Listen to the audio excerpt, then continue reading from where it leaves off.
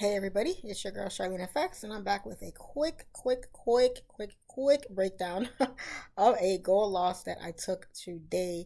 Now, I actually took a second trade on this day, but this screenshot was taken before I took the second position. It was actually gold sells that I actually ended up taking, and I ended up winning on both, but it doesn't show on this one. So don't need to show that. It was a small win anyway, but I was able to make back some of this loss. I actually still lost about 1,500 or 1,600 on the day, but it was still a loss. It was still a loss. Wasn't able to make it back because I didn't hold my cells. Either way, still a good day because I followed my rules, and I was able to get a win even though I took this loss prior before that, and I also took a withdrawal or initiated a withdrawal this morning actually from my broker.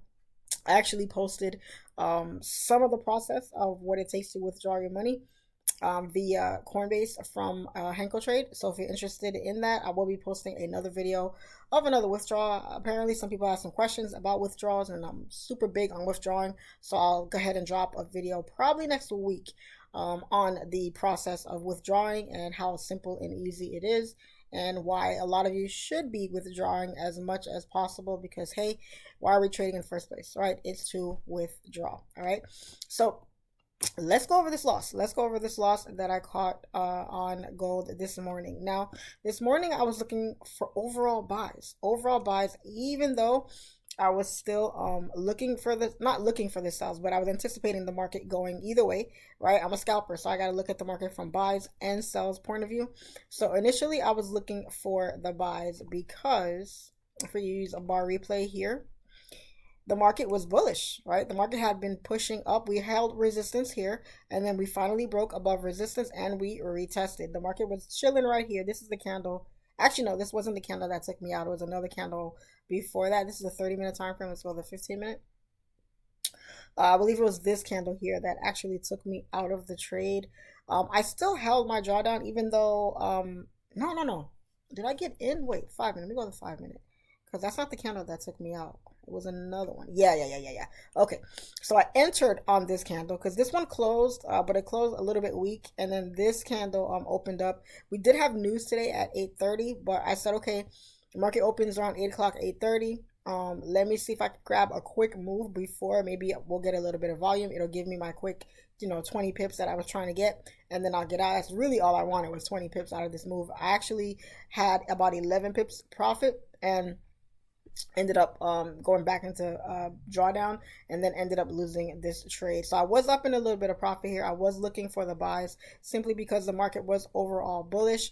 We were making higher highs and higher lows, so I was just pretty much looking for the market to push, retrace at a low, and then come back and make a higher high. That's all I was looking for, as what I was anticipating.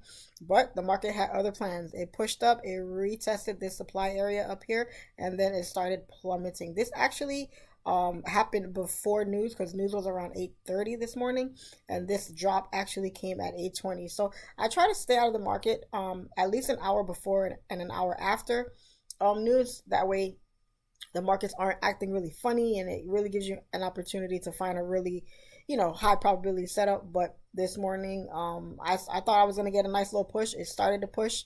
I was like, oh, we're in profit, good, let's keep pumping, and it ended up turning around and coming back down. So ended up taking me out. I held my drawdown right up until this area here. I thought this candle was going to close down here. It actually came down. It lingered here for a second, and then it pushed back up. There was a lot of herky-jerkiness going on right before news, and I ended up getting out. The reason why I held my drawdown inside this area here is because anything above this area is still valid for buys. Everything above here is still valid for the buy, so that's why I held. Once price broke below this area here, that's when the sells came into play, and the buys became invalid. So that's pretty much what happened here. And once price broke below this area here, I was able to jump in for a little bit of sells, and I caught actually no, not even here. It wasn't here. I caught my sells down here. So let's go up to the higher time frame so we can move this along a little bit here, and I will show you guys. Yeah, so once the market dropped down here, it pulled back and it retested this candle. That's when I was able to get in for some sells. Price came down, tapped this area. I took profit, and then after that, that's pretty much all she wrote. It did drop a little bit more after that, but eventually it did pull back and, you know, continue going back bullish. So at that point, I was already out of the trade. So it is what it is. But on this candle, as you can see, this candle here, not the cleanest, right? Pushed up, pushed down, a lot of herky jerkiness, similar to what was going on up here. So that's pretty much why I didn't hold to anticipate that it would go any further. It did go down a little bit further down here, but eventually retraced, closed back above this area, and there goes the buy. So that's pretty much the trade, guys. I'm not mad at this trade. I'm not mad that I entered before news, because I did see volume coming in the market. Anytime I take a trade, or most of the time when I take a trade, I definitely use my discipline, but at the same time, there's reasons behind it, right? I didn't just enter here just because. I was looking for a break of this high, this black line that you have that you see here. That was what I was looking for price to close above. I wanted price to close above this area, probably on the 15-minute or even the 5-minute time frame. I got my closure, and I was waiting for volume to come in, kick it, and give me that push that I needed, and it just didn't happen. I was ready to go for the buys. I was ready to go for the sells. I didn't jump in for the sells right after I took a loss on the buys, because number one, I don't like taking trades right back to back. I like to give it a little bit of time to see what the market is doing as to why the first trade didn't work out for me, or did, depending on whether it was a win or a loss. And on top of that, we also had news. I already jumped in before news here, hoping to get the push. I didn't get it. So no way was I going to jump in for sells here right when news was about to hit, not knowing if the market was going to continue dropping or if the market was going to turn around and go back bullish, which is what I had initially thought. Have I gotten caught in fake outs before, where the market did something like this and then it turned around and went back bullish? Yes, that has happened to me on multiple occasions. So that's why I chose to err on the side of caution and not enter when there was news. And then once this continued dropping here, I waited for an opportunity, and I went ahead and took a sell and was able to make back some of the loss. Didn't make back all of it. I think I made back like 2,000 or something like that.